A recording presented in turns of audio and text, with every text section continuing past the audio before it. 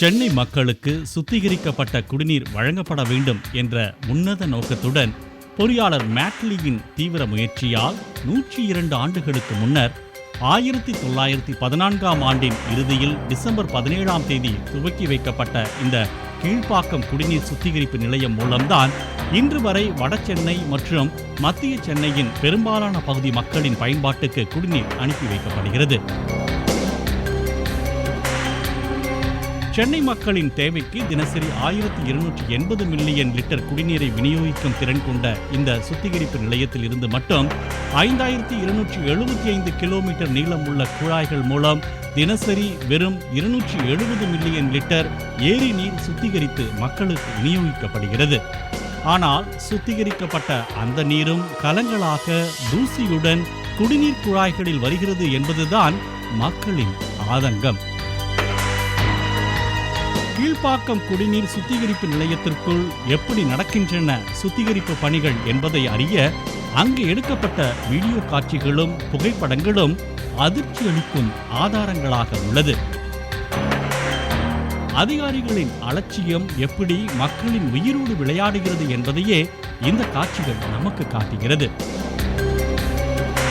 ஏரி நீர் பல கட்டங்களாக சுத்திகரிக்கப்பட்டு அதன் தரத்தை உறுதிப்படுத்திய பின்னரே அதனை மக்களின் பயன்பாட்டுக்கு அனுப்ப வேண்டும். ஆனால் அங்கு முறையாக சுத்திகரிப்பு நடப்பதில்லை என்ற குற்றச்சாட்டு முன்வைக்கப்படுகிறது. கீழ்ப்பாக்கம் சுத்திகரிப்பு நிலையத்தில் அனைத்து வசதிகளும் செய்து கொடுக்கப்பட்டுள்ளது. ஆனால் அங்குள்ள எந்திரங்களை முறையாக பராமரிக்காததால் ஏரியிலிருந்து வரும் நீரை சுத்திகரிக்க வேண்டிய எந்திரங்கள் பழுதாகி காட்சி பொருளாக மட்டுமே உள்ளது. சுத்தமாக வழங்கும் எந்திரங்களை பராமரிப்பதற்கு பதிலாக ஒப்பந்ததாரர்களிடம் பெறும் கமிஷன் பணத்துக்கு ஆசைப்பட்டு இங்கு வர்ணம் பூசுதல், டைல்ஸ் ஒட்டுதல் போன்ற வெளி வேலைப்பாடுகளை செய்யப்பட்டுள்ளது. இங்கே நடக்கின்ற தவறுகள் என்ன என்பதை வரிசையாக பார்க்கலாம்.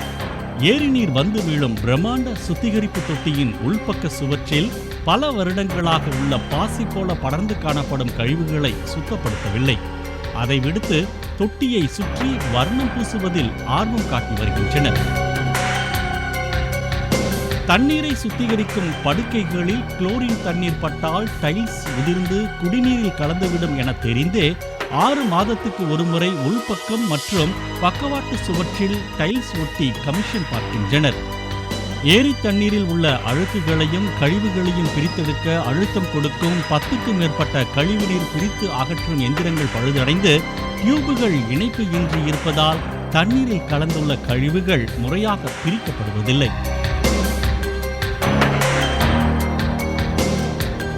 கால்வாயில் செல்லும் போது தண்ணீருக்கு அழுத்தம் கொடுத்து அழுக்குகளை முறையாக பிரித்து அனுப்ப வேண்டிய எந்திரங்கள் பெரும்பாலும் பழுதாகியுள்ளது.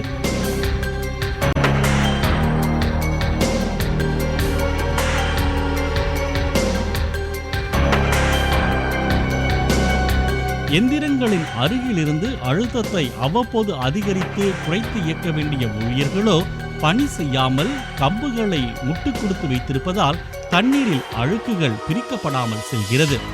எந்திரங்கள் மட்டுமின்றி ஏரி தண்ணீரை பல்வேறு மட்டங்களில் வடிகட்ட பயன்படுத்தப்படும் 24 படுக்கைகளும் பராமரிப்பின்றி காணப்படுகிறது. படுக்கைகளில் ஒவ்வொன்றாக மாறி மாறி சீராக பயணிக்க வேண்டிய தண்ணீர் எந்தவித உந்து விசையும் இன்றி சுத்திகரிப்பு வேலை நடக்காமல் கலங்கலான தண்ணீராகவே மாறி செல்கிறது. சுத்திகரிப்பு படுகையில் போதிய அளவு கூழாங்கற்கள் இல்லாமல் மண் மேடாகவே இருப்பதால் தண்ணீரின் நிறமும் மாறுவதில்லை என்ற குற்றச்சாட்டு எழுந்துள்ளது. தண்ணீரில் அளவுக்கு அதிகமான முறையில் குளோரின் கலக்கப்பட்டு குறிப்பிட்ட ஆய்வுகள் இன்றி பொதுமக்கள் பயன்பாட்டுக்கு அனுப்பி வைக்கப்படுகிறது. தண்ணீர் சுத்திகரிப்பு நடக்கும் இடம் சுகாதாரமின்றி நாய் போன்ற விலங்குகளின் கழிவுகள் கூட அப்படியே கிடக்கிறது.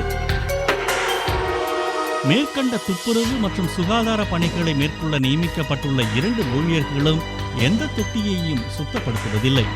தினமும் பணிக்கு வரும் அவர்கள் விதிகளை மீறி தனியாரால் ஒப்பந்தம் எடுத்து மேற்கொள்ளப்படும் பணிகளுக்கு வேலையாட்களாக சென்று விடுகின்றனர். இங்குள்ள எந்திரங்களை பழுது நீக்க வேண்டியது ஊழியர்களின் பொறுப்பு. இந்த பணிகளை தனியாருக்கு ஒப்பந்தமிட முடியாது. அதனால் கமிஷனும் கிடைக்காது என்பதால் பழுதான எந்திரங்களை கவனிப்பதில்லை.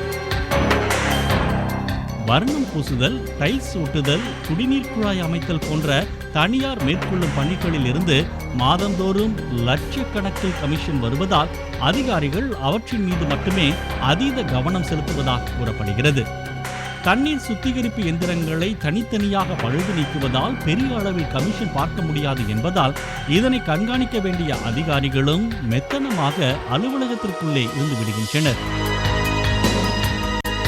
இந்த தவறுகள் ஆண்டு கணக்கில் தொடர்வதால் சுத்திகரிப்பு நிலையத்தில் இருந்து சுத்தமாக பளீர் என்று வெளியே செல்ல வேண்டிய குடிநீர் மாசு நிறைந்து குடிப்பதற்கு லாயக்கற்ற நிலையில் செல்கிறது. இந்த குடிநீரை அப்படியே பயன்படுத்தும் மக்களுக்கு காலரா, டைபாய்டு, டயரியா மற்றும் தீராத வயிற்று நோய்கள் எளிதில் தாக்கும் அபாயம் ஏற்படுவதாகவும் குற்றச்சாட்டுகள் முன்வைக்கப்படுகிறது.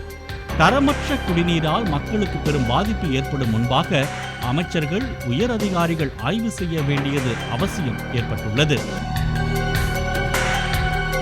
சென்னை குடிநீர் வடிகால் வாரியத்தின் இந்த பொறுப்பற்ற தன்மைக்கு என்ன காரணம்? இதன் பின்னணியில் உள்ள முறைகேடுகள் என்ன? தண்டிக்கப்பட வேண்டிய அதிகாரிகள் யார் யார் என்பன போன்ற விவரங்களை அடுத்த தொகுப்பில் விரிவாக பார்க்கலாம்.